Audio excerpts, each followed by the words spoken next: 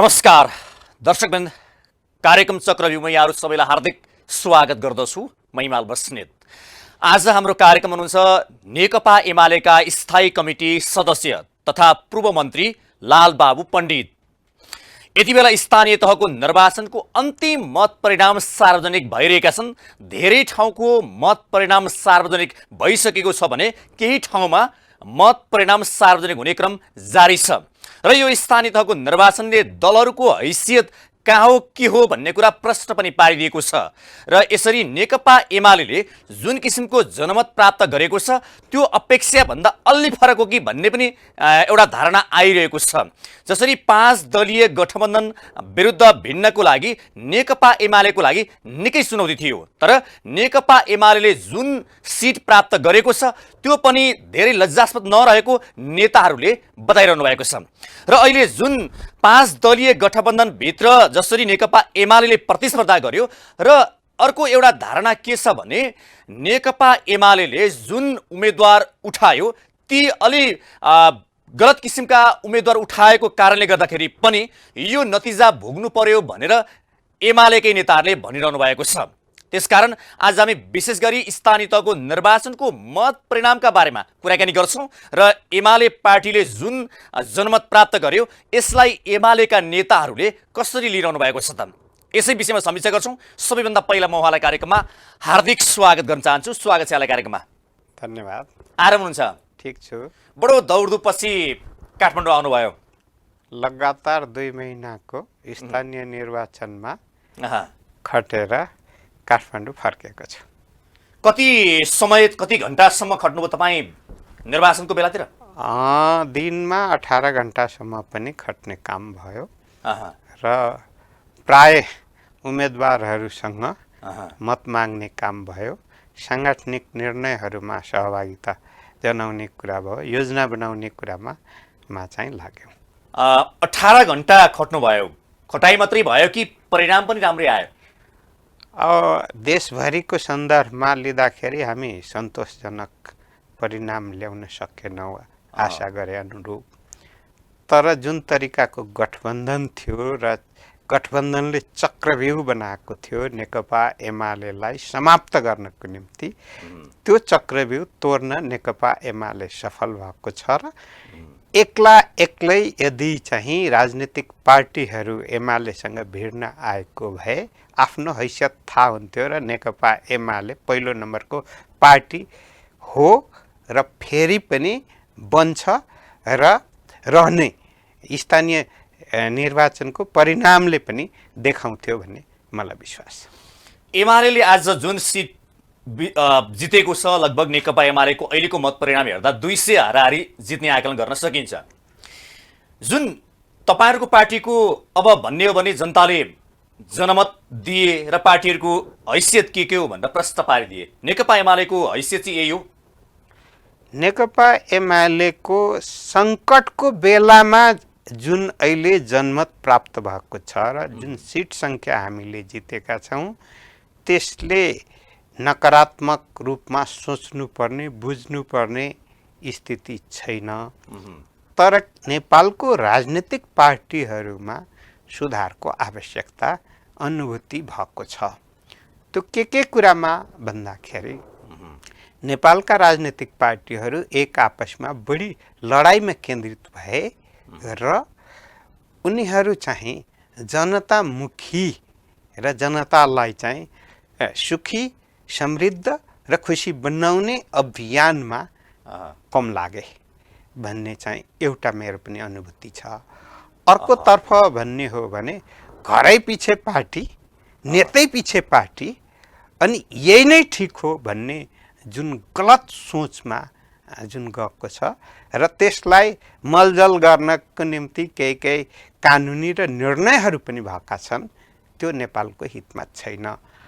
अब अर्कोतर्फ के हो भन्दाखेरि राजनीतिक पार्टीभित्र चाहिँ उम्मेदवार चयन गर्दाखेरि चाहिँ सकेसम्म आफ्नो नातागोताको परिवारभित्रको खोज्ने, त्यसपछि भएन भने अलि नजिकका खोज्ने र त्यसपछि भएन भने कतिले चाहिँ अलिअलि यी लाभ कसरी दिलाउन सक्छन् तपाईँ ठिक्कै त्यो ठाउँमा आइपुग्नु भयो। म यही प्रश्न तपाईँलाई गर्न खोजिरहेको छु। खोज्ने जुन प्रवृत्ति छ यसमा सुधार आएन भने भविष्यमा राजनीतिक पार्टीहरूले थप सङ्कट बेहोर्नु पर्ने हुन्छ र यो अहिलेकै निर्वाचनमा पनि कतिपय ठाउँमा उम्मेदवारकै कारणले पनि चाहिँ स्वतन्त्र उम्मेदवारहरूले तपाईँको पार्टीको कुराकानी गरौँ न।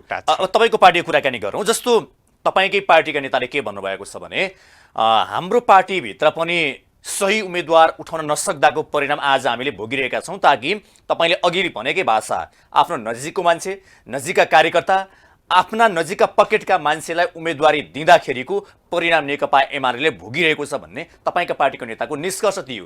तपाईँको निष्कर्ष पनि त्यही हो तपाईँको पार्टीको सवालमा आज। नेपालको राजनीतिक पार्टीभित्र जुन यो प्रवृत्ति देखिएको छ त्यो प्रवृत्तिबाट मात्रात्मक रूपमा कम नेकपा एमाले हो, तर अछुतो चाहिँ होइन। त्यसको परिणाम आज नेकपा एमाले त्यो सञ्जालभित्र या चक्रव्यूहभित्र नेकपा एमाले नै पर्यो। आज नेकपा एमाले पनि यो पक्षमा सुधार गरेर आफू अगाडि बढ्नुपर्छ भन्ने चाहिँ मेरो मान्यता हो। सुरुवातमा तपाईँहरू भन्नुहुन्थ्यो नि, जसरी निर्वाचनको तपाईँहरू प्रचार प्रसार गर्दै गर्दाखेरि हामीले अपेक्षा गरेको 350 या 300 भन्दा माथि चाहिँ एउटा सिट ल्याउन सकिन्छ भन्ने तपाईँहरूको अपेक्षा थियो। त्यो आज तपाईँहरू लगभग भन्ने हो तपाईँहरूको अपेक्षा भन्दा 100 सिट कम ल्याइरहनु भएको छ। लगभग त्यही देखाउँछ नतिजाले।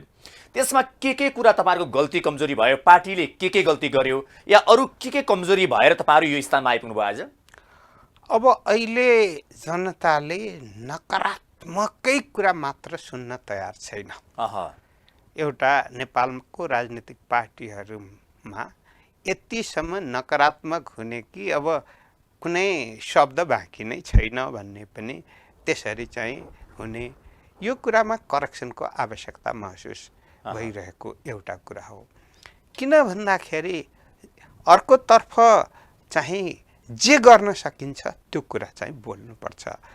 दीर्घकालीन नीतिमा दीर्घकालीन नीतिको रूपमा र कतिपय चाहिँ स्थानीय आवश्यकता अनुरूप र मुलुकको प्राथमिकता अनुरूप पनि जानुपर्ने स्थिति हुन्छ छ। त्यसले गर्दाखेरि अहिले अब धेरै बोल्ने पनि आएको छ। बोल्दा बोल्दा चाहिँ धेरै बोलियो भने विश्वास जितिन्छ कि भनेर, तर त्यस्तो पनि होइन। हामी कहिलेकाहीँ देख्छौँ नि, आफ्नो अधिकार क्षेत्रभित्र र आफ्नो सीमाभित्र पनि नरहिकन बोल्ने एउटा स्थिति हुन्छ है। अब मानौ स्थानीय स्तरको चुनाव हो, राष्ट्रिय योजनाको बारेमा म पुरा गर्छु भन्ने हो भने स्थानीय स्तरको चाहिँ प्रतिनिधिको उम्मेदवारले बोल्यो भने कसले विश्वास गर्छ होइन? किनभने अधिकार क्षेत्रभित्र पर्दैन। त अधिकार क्षेत्रभित्र रहेर चाहिँ बोल्नु चाहिँ एउटा स्थिति हो। अब अर्को कुरा के हो भने शक्ति सन्तुलनलाई पनि विचार गर्नुपर्छ। मैले किन यो शक्ति सन्तुलनलाई भनेको हो भने यो नेपालको सन्दर्भमा मात्रै होइन, नेपालको सन्दर्भमा भन्ने हो भने वर्षमा एकचोटि खिचडी खाने चलन छ, तर वर्षभरि खिचडी खाँदैन, वर्षभरि खिचडी खाँदैन।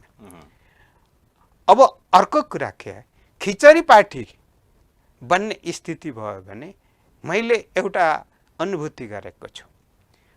पद प्राप्तिको निम्ति आफ्नो विचार त्याग्ने, आस्था त्याग्ने, निष्ठा त्याग्ने, त्याग र समर्पणको भावना पनि सब कुरो त्याग्दिने, सब कुरो चाहिँ त्यो पदै हो भन्ने त वैचारिक पार्टीको के अर्थ हुन्छ? वैचारिक प्रतिस्पर्धाको के अर्थ हुन्छ? तपाईँलाई एउटा सिधा कुरा गरौँ, सिधा प्रश्न गरौँ न। अब यो स्थानीय तहको निर्वाचनमा बाहिर हामीले सुन्नमा आए अनुसार कतिपय उम्मेदवारहरूले टिकट किने पनि भन्ने हल्ला आयो, कतिपयले जित्नको लागि धेरै खर्च गरे, करोडौँ खर्च गरे भन्ने कुरो त बाहिर आइ पनि रहेको छ। नेकपा एमाले पार्टीभित्र चुनावमा टिकट किन्ने अवस्था सिर्जना भयो कि भएन, यसको खुलासा गरिदिनुहोस्। अब मैले नेकपा एमाले भित्र चाहिँ अहिलेको यो स्थानीय निर्वाचनमा कसैले पनि टिकट किन्नुभयो भने मलाई लाग्दैन। तर कतिपय राजनीतिक पार्टीका, अन्य राजनीतिक पार्टीकाहरू चाहिँ मैले यति चाहिँ गरेर आए भने उनीहरूले आफै तल बोलेको स्थिति पनि रहेको छ। त्यसकारणले यो प्रवृत्तिको रूपमा छैन भन्ने होइन, प्रवृत्तिको रूपमा छ, यसलाई मौलाउन दिनु हुँदैन। भनेपछि तपाईँले भनेअनुसार स्थानीय तहको निर्वाचनमा योग्यता, क्षमता, उसको अनुभव, राजनीतिक विरासत हेरेर भन्दा नि उसँग पैसा छ भने टिकट किनेर पनि उम्मेदवार भएर जित्न सक्यो भने त आज नेपालको राजनीति यो अवस्थामा पुग्यो। आज अब कस्तो स्थिति छ भने तपाईँ उम्मेदवार उठ्ने हो भने तपाईँले कति लगानी गर्नुहुन्छ चुनावमा भन्ने चाहिँ सोध्नुपर्ने स्थिति आयो। त्याग र समर्पणले मात्रै चाहिँ उम्मेदवारी पाएर अनि जित्ने कुरामा चाहिँ विश्वास घट्दै गएको एउटा स्थिति हो। अर्को एउटा स्थिति के हो भने कतिपय स्वाभाविक खर्चहरू नै हुन्छन्। स्वाभाविक खर्चहरू नै धान्न चाहिँ मुस्किल पर्ने एउटा स्थिति छ। सामान्य खर्च कुरा गर्दाखेरि भनौँ न, या प्रचार प्रसारको कुराकानी गरौँ, मानिलिउँ त्यो सामान्य बाहिरबाट हामीले हेर्दा त निर्वाचन आयोगले तोकेको आचार संहिताभित्र बसेर खर्च गर्दाखेरि नै पर्याप्त हुन्छ जस्तो देखिन्छ। तर आज करोडको खर्च कहाँ हुन्छ होइन, यति धेरै ठुलो खर्च कहाँ हुन्छ? यो त एउटा चाहिँ निकै शङ्काको दृष्टिले हेर्नुपर्ने धेरै ठाउँहरू छन् नि। अब एउटा के हो भने नेपालमा चाहिँ जसले चुनाव लड्छ उसले अरूको सहयोग लिएरै लड्छ, थोरै आफ्नो पनि खर्च हुन्छ। भने मतलब अर्काले लगानी गरिदिन्छ। अर्काले लगानी गरिदिन्छ भन्ने हो भने मासबाट तपाईँले चाहिँ लगानी लिने कि कुनै खास व्यक्तिबाट लगानी लिने भइरहेको छ? खास व्यक्तिबाट लगानी लिइरहेको छ। अहिले खास व्यक्तिबाट लगानी लिने थोरै हुन्छ, तर मासबाट लगानी लिने धेर हुन्छ। मैले यो किन भन्न खोजेको, मासबाट लगानी लिने भन्दा खासबाट लिने चाहिँ सबभन्दा घातक भएन र? खासबाट लिने र जितिसकेपछि खास व्यक्तिको निम्ति काम गर्ने हो, काम गर्ने र मासबाट लगानी लिएकोले मासको निम्ति काम गर्ने हो। मासको निम्ति काम गर्नु पर्यो नि, खास व्यक्तिको निम्ति गर्नु परेन। तर आज भइरहेको छ खास व्यक्तिबाट चुनावी खर्च लिइरहेको छ अनि उसले खास व्यक्तिले भने अनुसार त्यही अनुसार काम गरिदिएको छ, त्यसकै पेरिफेरीमा रहेर चाहिँ उसले परिणाम पनि हासिल गरिदिएको छ। त्यसो भए त जनताको लागि के काम भएर होइन त? मासबाट सहयोग लिएर चाहिँ चुनावमा लाग्नु यसलाई मैले अस्वाभाविक मानिनँ। तर खासबाट चाहिँ खास व्यक्ति वा खास परिवारबाट लगानी लिएर अनि जित्नु भनेको त्यो हो भने लगानी चाहिँ त्योभन्दा बढी उठाएर अनि जसले लगानी गरेको हो उसलाई खुसी बनाउनु पनि हो, र खुसी मात्रै बनाउनु होइन, भविष्यको चुनावको निम्ति पनि थपिनु। त्यस कारणले गर्दाखेरि मलाई एउटा कुरा त निर्वाचन प्रणालीमा पनि केही सुधारको आवश्यकता मैले महसुस गरिरहेको छु। अर्को कुरा के हो भने नेपालमा आवश्यकता भन्दा धेरै बढी जनप्रतिनिधिको पदहरू भयो, सङ्ख्या धेरै भयो। त्यसकारण यसबारेमा पनि चाहिँ भविष्यमा चाहिँ अलिकति पुनर्विचार गर्नुपर्छ। तपाईँले भनेअनुसार टिकट चाहिँ लिनु पर्यो, उसलाई लगानी गरिदिने चाहिँ यहाँ धेरै भेटिँदा रहेछन् होइन त? जस्तो उसलाई एउटा टिकट उसले लियो भने उसलाई लगानी गरिदिने त्यस्ता लगानीकर्ताहरूको चाहिँ अभाव हुने रहेनछ नेपालमा? होइन, लगानीकर्ताको अभाव पनि हुन्छ। किन हुँदैन भने उठ्नको निम्ति अहिले देख्नुहुन्छ नि कतिपय राजनीतिक पार्टीको जिल्ला नेताहरू उठ्या छन् र उसले 1 भोट पाएको छ, 1 भोट पाएको छ। किन उसो के पुगेन? त्यहाँ पुगेन होइन, ऊ च्याखेको निम्ति मात्रै उठेको, जित्नको निम्ति उठेको होइन, उसले केही परिवर्तन गर्नको निम्ति उठेको होइन। यो बेलामा म उम्मेदवार छु आफूलाई प्रचारमा ल्याउनको निम्ति र प्रचारबाट अनि केही अतिरिक्त लाभ पनि प्राप्त गर्नको निम्ति ती उठिरहेको एउटा हो। यो प्रवृत्तिलाई निर्ममतापूर्वक समाप्त नगर्ने हो भने तपाईँको सवालमा तपाईँलाई सिधा प्रश्न गर्दा, तपाईँ त स्थायी कमिटी सदस्य भइसक्नुभयो, तपाईँ पूर्व मन्त्री पनि हुनुहुन्छ, नेकपा एमालेको एउटा चाहिँ तपाईँ भनौँ न नेता हुनुहुन्छ, महत्त्वपूर्ण नेता हुनुहुन्छ। अब तपाईँका प्रति चाहिँ मोरङ जिल्लाकै सन्दर्भमा जोड्ने हो भने तपाईँलाई मलाई टिकट दिए भनेर चाहिँ कुनै सौदाबाजी गर्न आए कि आएनन्? म प्रष्ट छु। मैले जहिले पनि चुनाव लड्दाखेरि मलाई कतिपय त चाहिँ पब्लिकली यसरी सपोर्ट गरेका छन् कि गएको निर्वाचनमा पनि काठमाडौँबाट पनि 1,000 1,500 उठाएर अहँ, म बसेको एरिया कोटेश्वरबाट 122वटा पसलहरूले पनि खुद्रा पसल हुन्छ नि उनीहरूले लिस्ट तयार गरेर मलाई सहयोग गरेका थिए।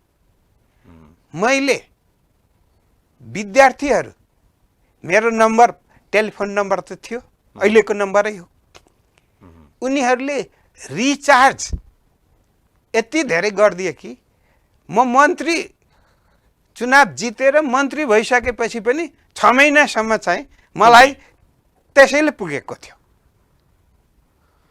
त्यो भनेको माया हो।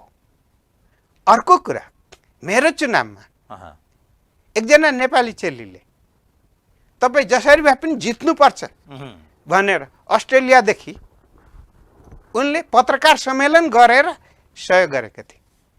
मलाई अमेरिकामा रहेको रिटायर लाइफ बिताइरहेको व्यक्तिले मेरो चाहिँ यसो एक दिनको खर्च भए पनि मैले मेरो कटौती गरेर तपाईँलाई सहयोग गरेँ भनेर गरेका थिएँ। त्यसले गर्दाखेरि म उहाँहरूको ऋणी हुँ, मासको ऋणी हुँ। त्यस कारणले मलाई व्यक्तिगत रूपमा लाभ लिने गरिकन लगानी गर्ने अहिलेसम्म कसैले प्रस्ताव गरेका छैन। मसँग गर्न पनि सक्दैन र म त्यो सुन्न पनि सक्दिनँ र लिने कुरा त धेरै फरक। अब अर्को विषयमा जाउँ। अहिले काठमाडौँ महानगरपालिका, त्यसै गरी धनगढी उपमहानगरपालिका, यता धरान उपमहानगरपालिका, नगरपालिका लगायतका ठाउँहरूमा यति बेला स्वतन्त्र उम्मेदवारहरूले प्रमुख राजनीतिक पार्टीका उम्मेदवारलाई चुनौती दिएका छन् भनौँ या भन्ने भने पराजित गर्ने अवस्थामा पुर्याइसकेका छन्। त्यो हिसाबले हेर्ने हो भने त्यहाँनिर के कुरा गल्ती भयो? या पार्टीले उम्मेदवार सही उठाएन कि, या भनौँ पार्टीहरूका गलत कार्यका प्रति आम त्यहाँका जनताहरू आजित भएर स्वतन्त्र उम्मेदवार खोज्न थाले? के भयो भन्नुहोस् त? मेरो पहिलो कुरा, मैले 48 सालदेखि संसदीय अभ्यासमा छु। संसदीय अभ्यासमा र केन्द्रीय तहबाट नै मैले आफूले हेरिरहेको छु। नेपालमा मुख्य राजनीतिक पार्टीहरूले के गर्छन् भन्दा आफ्ना प्रतिद्वन्दी पार्टीलाई तेजोबद्ध गर्नको निम्ति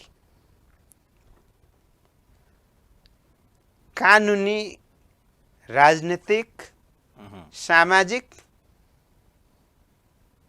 मर्यादा भन्दा बाहिर गएर प्रहार गर्छ र अर्को पक्षले पनि त्यही कुरा गर्ने। सरकारमा पुग्दा प्रतिपक्षमा रहेकाले त्यही कुरा गर्ने, जवाब फर्काउँदा सरकारमा रहेकाले पनि त्यही जवाब फर्काउने भन्दा त जनतामा नेगेटिभ कुरा सुनेर अनि यस्ता कुरा सुन्नै नपरे हुन्थ्यो भन्ने ठाउँसम्म पनि पुग्ने स्थिति भएको छ। यसमा राजनीतिक पार्टीहरूले करेक्सन गर्नुपर्छ। आज बालेन्द्र शाहले जुन अग्रता लिइरहनु भएको छ भनौँ या तपाईँका पार्टीका उम्मेदवार काङ्ग्रेसका उम्मेदवार भन्दा डबल मत अन्तरले उहाँ अगाडि हुनुहुन्छ। डबल भनेको त सायद लाग्छ नेपालका राजनीतिक पार्टीहरूले एउटा स्वतन्त्र उम्मेदवारले सङ्घीय राजधानी जस्तो ठाउँमा यसरी लिड गर्छन् भनेर सायद तपाईँले पनि परिकल्पना गर्नुभएको थिएन होला। आज यसरी जुन किसिमको परिकल्पना भन्दा बाहिरको नतिजा आउनुको कारण के होला तपाईँलाई के लाग्छ? जनताको बीचमा सकारात्मक सन्देश दिनु राजनीतिक पार्टीले अहिलेको आवश्यकता छ, एउटा कुरा। अर्को कुरा, दण्डहीनताको अवस्थामा मुलुक पुग्न खोजिरहेको छ। के कारणले? एउटाले दण्ड गर्न खोज्छ, अर्कोले संरक्षण गर्न खोज्छ। म एउटा उदाहरण दिउँ। बिचरा न्यायाधीश त बितेर गए। न्याय परिषदले संसदलाई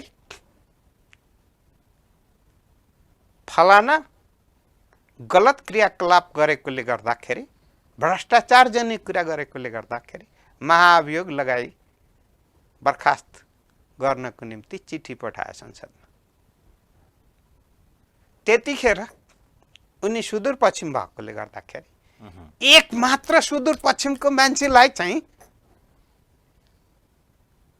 महाअभियोग लगाउने हो भने हामी त्यसमा चाहिँ तयार छैनौँ। अब कहाँ हुन्छ अपराध गर्ने मानिस जहाँसुकैको भए पनि जोसुकै भए पनि दण्डित हुनुपर्नेमा अपराधी भए पनि मेरो क्षेत्र, मेरो गाउँ, मेरो जिल्ला, मेरो प्रदेश भनियो भने अनि जनताको जनप्रतिनिधिले जनताको प्रतिनिधित्व गर्छन् कि अपराधीको प्रतिनिधित्व गर्छन्? यो प्रश्न पनि सिधा भन्दा। त्यसै कारणले गर्दा दण्डहीनताको कुरा चाहिँ जुन रूपले बढ्दै गएको छ, जनताले राजनीतिक पार्टीहरूलाई करेक्सन हो होइन भने हामी सन्देश दिन्छौँ। सिधा भन्दा काठमाडौँ महानगरपालिकामा नेकपा एमाले उम्मेदवार उठाउनु गलत गर्यो भनेर भन्दै हुनुहुन्छ तपाईँ? मैले व्यक्तिको बारेमा अहिले म बोल्दिन, बुझ्नु भएन?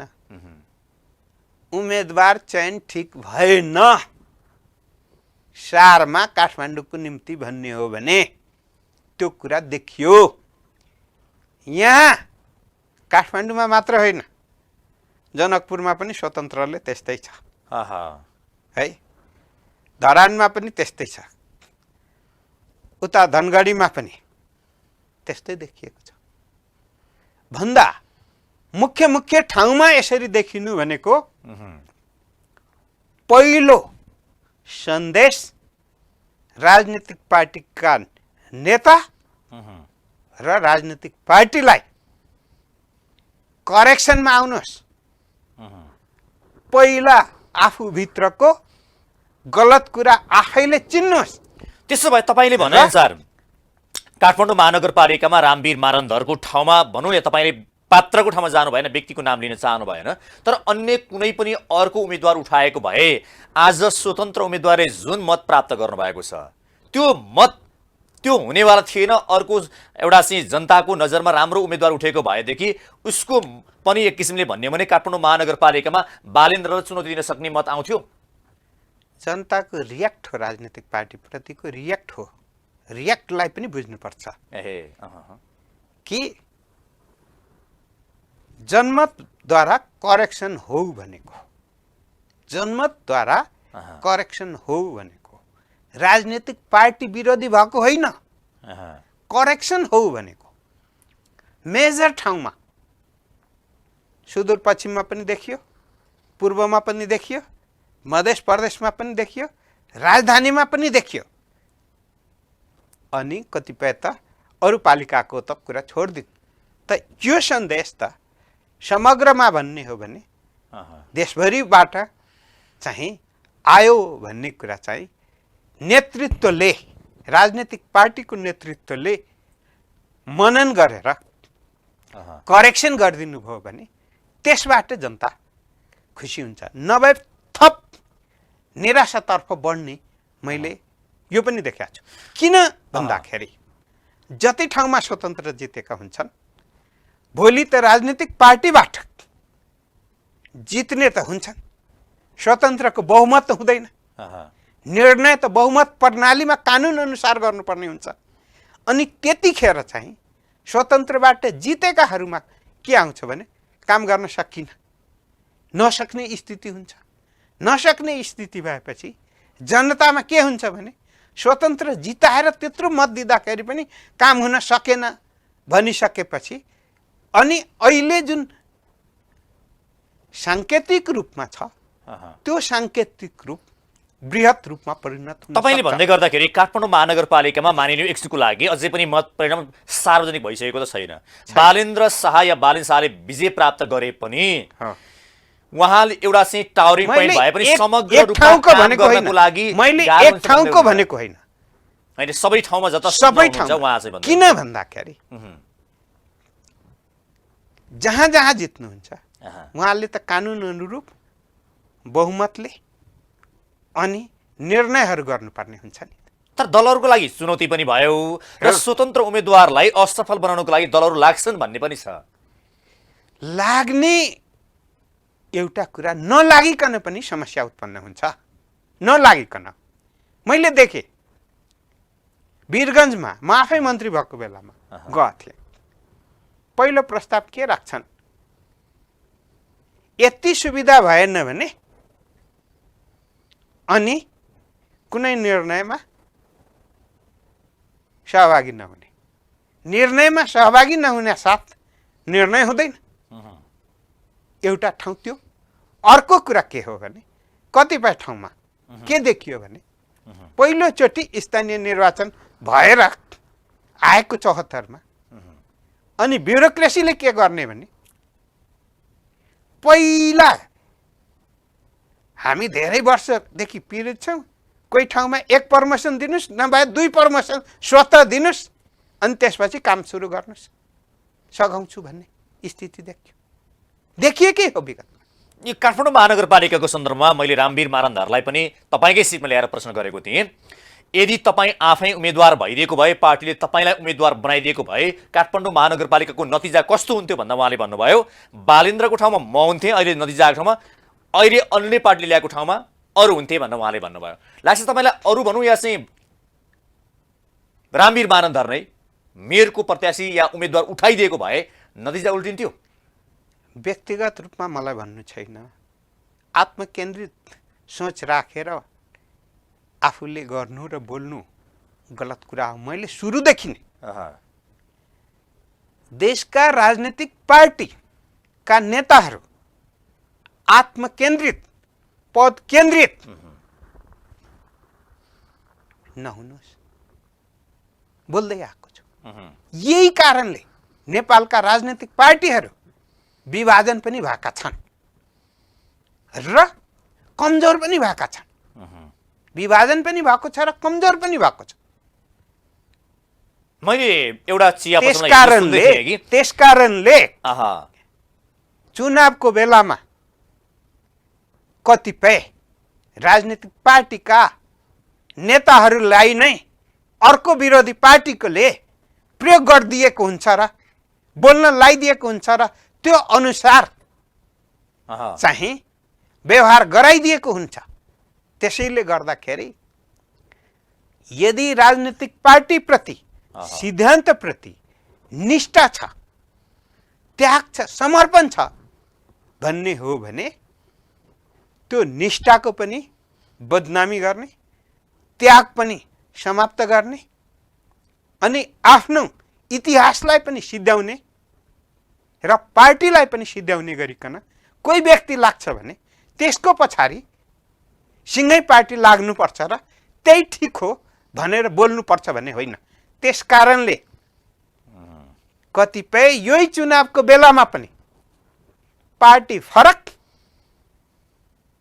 र आफ्नो पार्टीलाई कमजोर बनाउनको निम्ति, आफ्नो उम्मेदवारलाई कमजोर बनाउनको निम्ति र निजी स्वार्थमा लाग्नको निम्ति पनि कतिपय व्यक्तिहरू लागे। त्यसैले गर्दा मैले त निर्णय गर्नुभन्दा अगाडि व्यापक रूपमा सोच्नुपर्छ, तर निर्णय गरिसकेपछि जसरी त्यसैलाई राम्रो बनाउन थाल्नु पर्यो हैन? थाल्नुपर्छ। जसरी विवाहमा कुनै विवाहमा जानुभयो भने आशीर्वाद दिन जानुभयो भने बेहुला यस्तो छ, बेहुली यस्तो छ भनेर भन्न मिलेन। मिल्छ, कसैले भन्छ। त्यहाँ भनेको काम आशीर्वाद दिने हो। आशीर्वाद काठमाडौँको महानगरपालिकाको केसमा पनि त्यही भयो नि त। उम्मेदवार दिइसके पछाडि उम्मेदवार दिइसकेपछि आलोचना भयो, पार्टीले गलत उम्मेदवार उठायो भनेर सर्वत्र आलोचना पनि भयो। राजनीतिक पार्टी बाहेकका व्यक्तिले अहँ, उठाउनुलाई अस्वाभाविक मानिँदैन, अहँ, तर राजनीतिक पार्टीका नेता समर्थक कार्यकर्ताले त्यो समय सकिसकेको हुन्छ। त्यो समय उम्मेदवार दिनुभन्दा पहिलाको नै समय हो। एउटा मैले तपाईँलाई प्रश्न गर्न खोज्दै थिएँ। मैले कुनै सिया पसलमा सुन्दै थिएँ, भोलि नेपालका राजनीतिक पार्टीहरू नसच्चिने हो भने, उनीहरूले घोषणापत्रमा लेखिएका घोषणापत्र अनुसारको काम नगर्ने हो भने भोलि देशैभरिका स्थानीय तहमा स्वतन्त्र उम्मेदवार उठ्लान्, उनीहरूले विजय प्राप्त गर्लान्, या भनौँ न एउटा किसिमको चाहिँ एउटा अहिलेको लागि मानिएको किसिमको लागि। अनि नेपालका राजनीतिक पार्टीहरू के गर्छन् त्यति बेला? अब राजनीतिक गम्भीर प्रश्न उठेको छ नि त। राजनीतिक पार्टी यदि सचिएनन् भने अहँ, जनताले त विकल्प खोज्छन्, पक्कै पनि खोज्छन्। राजनीतिक पार्टी सचिनुपर्ने एउटा कुरा हो। राजनीतिक पार्टीभित्र नेता सचिनुपर्ने कुरा आयो भने अहँ, नेता पनि परिवर्तन हुन्छ। प्रणालीले काम गरेन भने प्रणाली पनि परिवर्तन हुन्छ।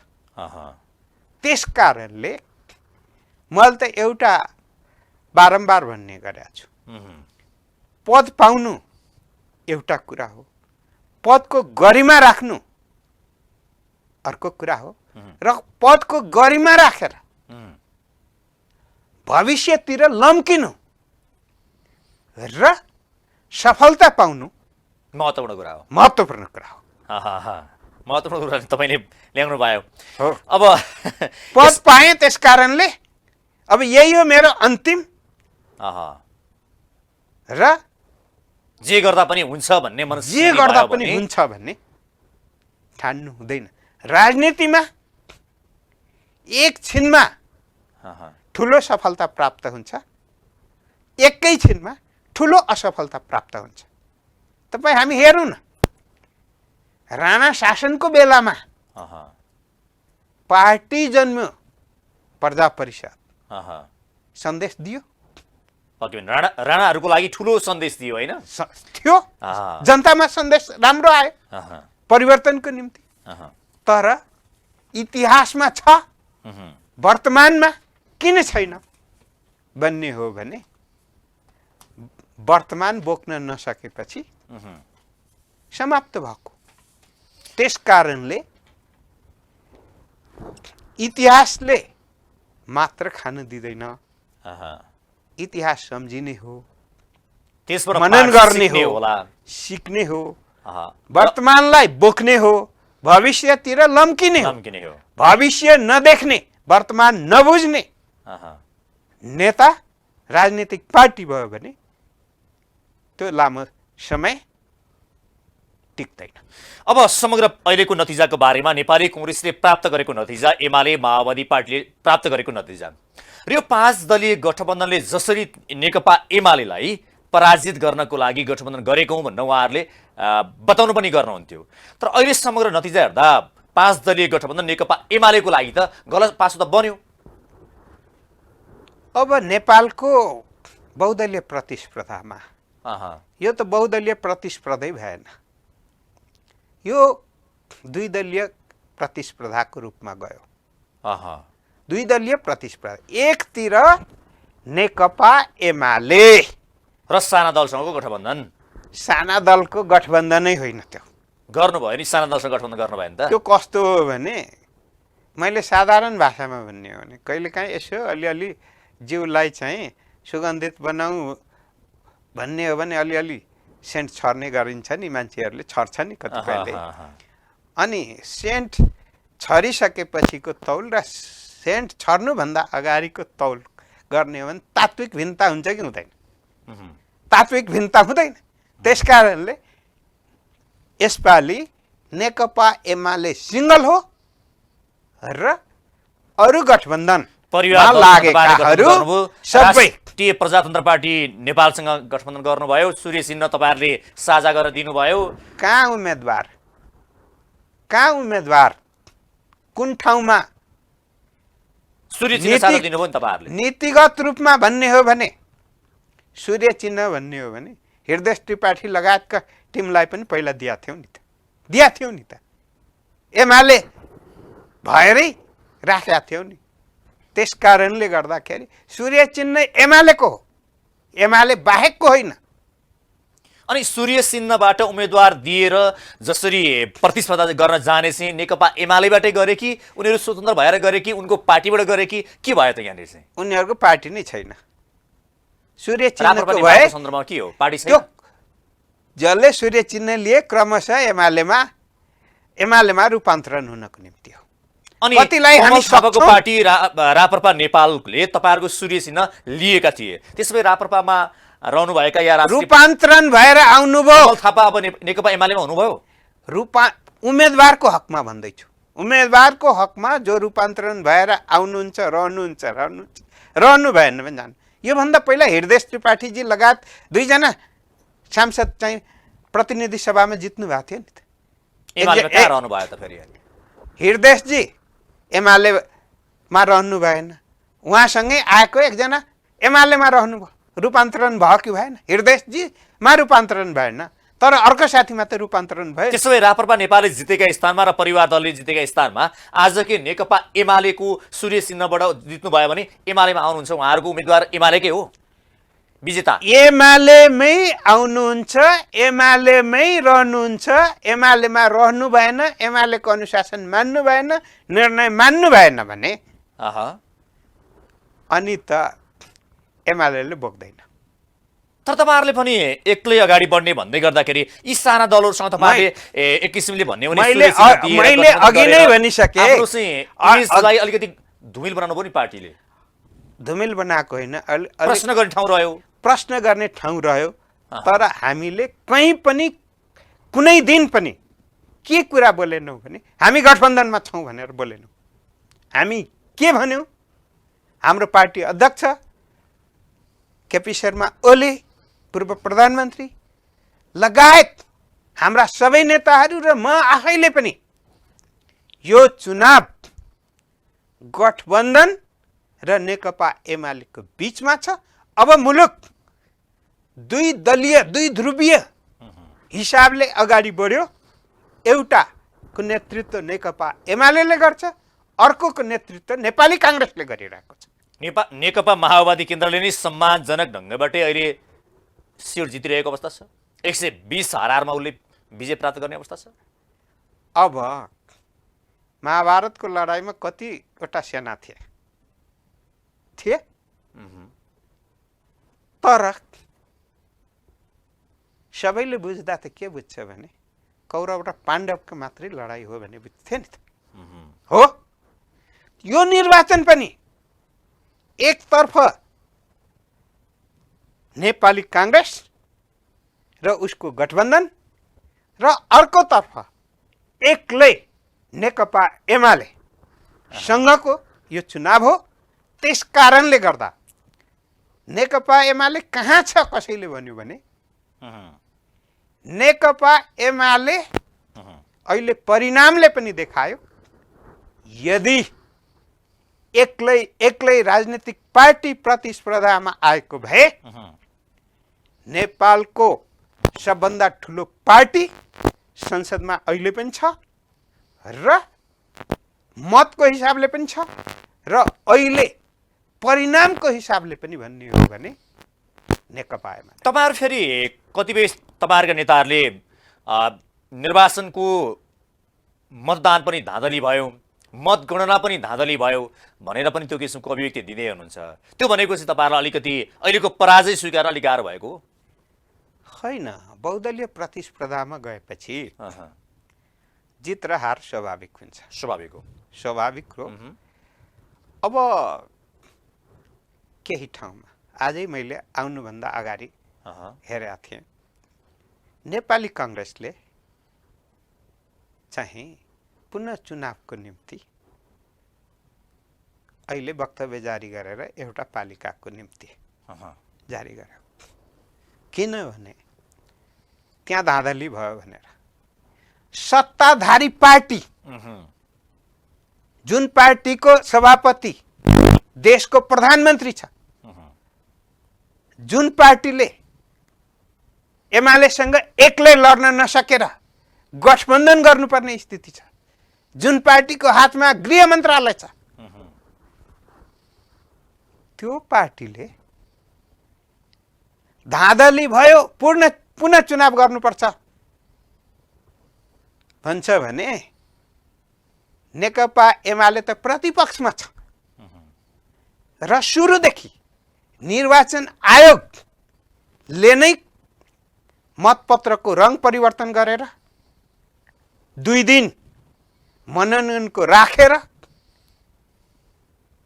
त्यसपछि कतिपय मतपत्र बनाउँदाखेरि र कतिपय ठाउँमा सुरक्षा परिचालनमा जुन देखिएको छ नि एमालेले बोल्नुपर्छ र नेपाली कांग्रेसले नै बोल्यो नि त नेपाली कांग्रेसले बोल्यो नि त तपाईका पार्टीका त्यसकारण बोल्नु भएको छ दादाले भएको छ।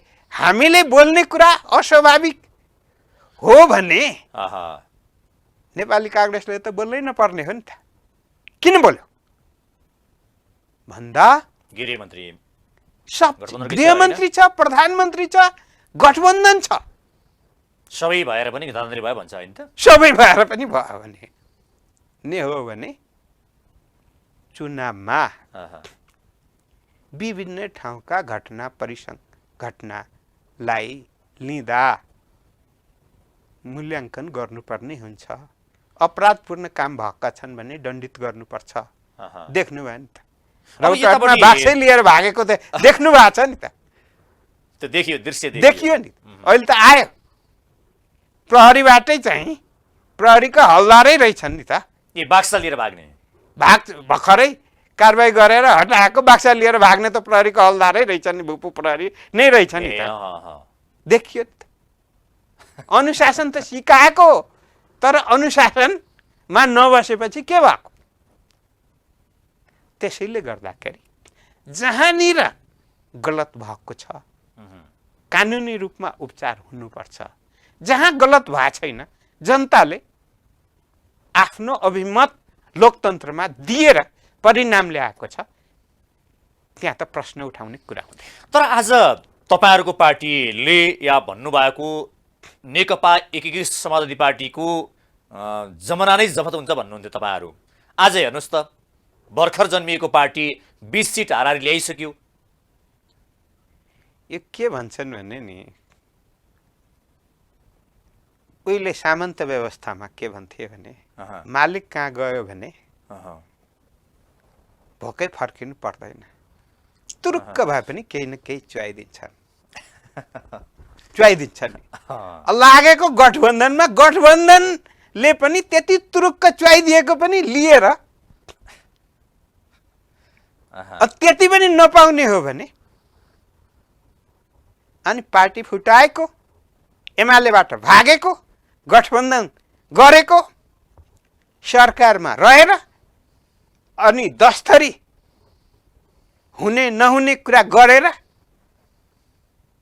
अनि त्यति पनि नपाउने हो भने के हुन्छ। तर तपाईहरुले उहाँहरुको जमानत नै जफत गर्दिनु छौ भन्नुहुन्थ्यो तर मालिक कहाँ भन्नुभयो तपाईले त्यही भाषा प्रयोग गर्ने हो भने नि उहाँहरुले त तपाईहरुलाई चुनौती दिने ढंगले 20 सिट त जित्नु भयो। प्रतिस्पर्धा स्वीकार्छौं भन्ने हामी स्वीकार्दैनौं भन्ने छौं र स्वीकार्छौं भने हामीले त यति पनि भन्ने छौं कहिले काहीँ गाई गरेर ज्ञानेन्द्र शाहले पनि अभिव्यक्तिहरू दिइरहेका छन् नि त आए हुन्छ नि जनताको बीचमा त हामीले भनेकै छौं नि आए हुन्छ नि भनेकै छौं नि जनताको बीचमा जनताको जोसुकै पनि प्रतिस्पर्धामा आउन सक्छ र प्रतिस्पर्धाबाट जित्यो भने स्वच्छतापूर्वक जित्यो अपराधपूर्ण मैले भनिन स्वच्छतापूर्वक जित्यो भने त्यसलाई स्वीकार गर्नुपर्छ र काम गर्दा राम्रो कामको समर्थन गर्नुपर्छ गलत कुराको विरोध गर्नुपर्छ। फेरि भर्खर जन्मिएको पार्टीले भनौं या अहिले देशभरका 6वटा महानगरपालिका मध्ये नेकपा एमाले जित हासिल गर्ने महानगरपालिका अहिलेको तथ्याङ्क हेर्ने भने खासै देखिला जस्तो छैन। भर्खर जन्मिएको पार्टीले पोखरामा तपाईहरुलाई हराउने स्थिति गर्यो हेर्नुस् त परिणाम आइसकेका छैन यसै भन्न नसकिला तर लिडको हिसाबले हेर्दाखेरि लिडको त्यस्तो हिसाबले देखिन्छ हेर्नुहोस्। अब त्यो पार्टीले होइन, गठबन्धनले हो। हामी गठबन्धनसँग भिडिरहेछौँ, कुनै पार्टीसँग भिडिरहेको छैन। अहँ, त्यसकारण यहाँको बुझाइमै अन्तर भयो। अहँ, गठबन्धनसँग भिडिरहेकोले गर्दा जे जितेको गठबन्धनले हो, प्रतिस्पर्धा गठबन्धनसँग। यदि गठबन्धन हुन्थेन भने तपाईँहरू 6वटा महानगरपालिका मध्ये कतिवटासम्म जित्न सक्ने तपाईँहरूको आकलन हुन सक्थ्यो? अब मैले अहिले देख्दाखेरि चाहिँ गठबन्धन नहुँदाखेरि हामीले 4वटा महानगर अहँ, जित्थ्यौँ। कतिवटा जित्नुहुन्थ्यो? 4वटा। 4वटा जित्नुहुन्थ्यो। हो। आज गठबन्धन त्यसो भए त मैले अघि भनेकै भाषा प्रयोग गर्ने भने तपाईँहरूलाई अभिशाप नै भयो त। मैले प्रतिस्पर्धालाई स्वीकार गर्ने सन्दर्भमा एउटा कुरा भनेको थिएँ अहँ, कि गठबन्धन बहुदलीय प्रतिस्पर्धाको निम्ति अहँ, गठबन्धनको प्रतिस्पर्धा भएको भए अहँ, अलगको कुरा हो, होइन? अहँ, अहिले गठबन्धन भर्सेस एमालेको प्रतिस्पर्धा हो भएकोले अभिशाप भयो भन्ने मेरो प्रश्न हो तपाईँहरूलाई। र जनताले जे मत दिया छन्, उहुँ, हाम्रो आफ्नै मूल्याङ्कनमा भन्ने हो भने हामी सन्तुष्ट पूर्वक उहुँ, परिणाम ल्यायौँ भन्ने चाहिँ होइन। उहुँ, तर चक्रव्यूहलाई उहुँ, तोड्दै जे परिणाम ल्याएका छौँ यो सम्मानजनक छ र नेकपा एमालेको आत्मबलै सिद्ध्याउने, पार्टी नै सिद्ध्याउने गरी जुन लागेका थिए उनीहरूको त्यो चाहिँ सम्भव रहेनछ। सम्भव रहेनछ। र म त फेरि पनि अहिले भन्छु, अब आउने निर्वाचनमा अहँ, उहाँहरू भन्नुहुन्छ नि 20 वर्ष चाहिँ गठबन्धन भनेर अहँ, भन्नुहुन्छ नि, डरले थरथर कापेर त गठबन्धन भन्ने हो। अहँ, आत्मबल बलियो भएर होइन नि, नेकपा एमाले जस्तै आत्मबल गरेर नेपाली काङ्ग्रेस एक्लै,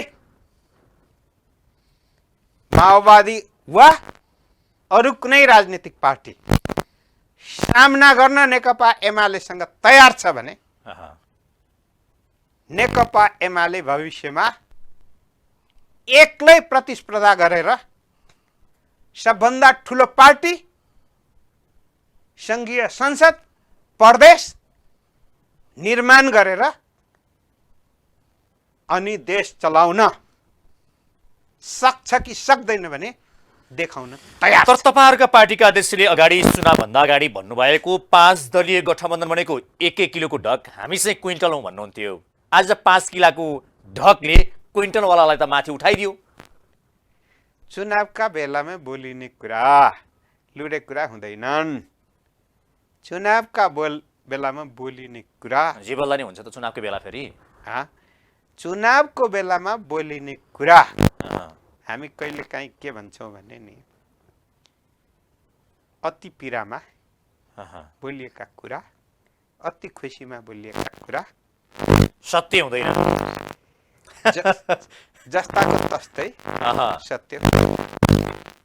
त्यस कारणले गर्दाखेरि चुनावको बेलामा कोही एक भोट ल्याउने चाहिँ अहँ, उम्मेदवारले म हार्छु भनेर कहीँ बोल्या छ? त्यो सुनिँदैन। सुनिँदैन, अहँ, सुन्दैन। उही उमेरमा भन्छ नि, माया प्रेम लाउने बेलामा अहँ, आकाशको ताराले टिपेर झार ल्याएर दिन्छु। अहँ, भन्छन् भने अहँ, जनतासँग माया प्रेम लगाउने बेला हो नि त चुनाव। ए, त्यसैले गर्दाखेरि अहँ, आफूले सक्ने र आफूले खोज्ने दुईटै कुरा बोलिन्छ। अन्तिममा छौँ हामी, अन्तिममा छौँ। एउटा अन्तिम प्रश्न यहाँलाई, तपाईँकै पार्टीका कुनै नेता या नेकपा एसका कुनै नेताले भनेको भनेअनुसार जब नेकपा एमाले र नेकपा एसले जब चुनावी नतिजामा जनतासम्म गइसके पछाडि एउटा ठेस लाग्छ, उनीहरूलाई टाउको गरेर ठोकिन्छ, त्यसपछि बिउजिन्छन् र हामी फेरि एकता गर्नुपर्छ है भन्ने मनस्थितिमा दुईटै पार्टी पुग्छन् भनेर उहाँहरूले विश्लेषण गर्नुभएको थियो। आज केही न केही रूपमा नेकपा यसरी ठक्कर खायो, तपाईँहरूले ठक्कर खानुभयो, अब त एकता होला। अब सबै परिणाम आएको छैन। अहिले कोही धेरै खुसी हुनुहोला, कोही चाहिँ अलिक कम खुसी हुनुहोला, कोही निराश पनि हुनुहोला, कोही रुन थालिसक्नु भएको छ नि। त्यसले गर्दाखेरि यो सबै परिणाम आइसकेपछि अलि स्थिरतापूर्वक एकताका हामी बाधक होइनौँ। तर के हो भने जेको निम्ति पनि एकता भन्ने पक्षमा छैनौँ, जेको निम्ति एकता भन्ने पक्षमा छैनौँ। त्यस कारणले गर्दाखेरि असम्भव छैन। पार्टीको मिटिङ बैठकहरू बस्छ, मूल्याङ्कन हुन्छ, त्यसपछि भविष्यको दिशा चाहिँ निर्धारण गर्नको निम्ति विभिन्न निर्णयहरू हुन्छन्। त्यसमा यो निर्णय पनि अस्वाभाविक हुन सक्छ भन्ने लाग्दैन। हस्, कार्यक्रम आइदिनु यहाँलाई धेरै धेरै धन्यवाद छ। हस्, धन्यवाद। आज हाम्रो कार्यक्रम हुनुहुन्थ्यो नेकपा एमालेका स्थायी कमिटी सदस्य तथा पूर्व मन्त्री लालबाबु पण्डित। आजको कार्यक्रमको निर्धारित समय सकिएको छ। मलाई पनि बिदा दिनुहोस्। नमस्ते।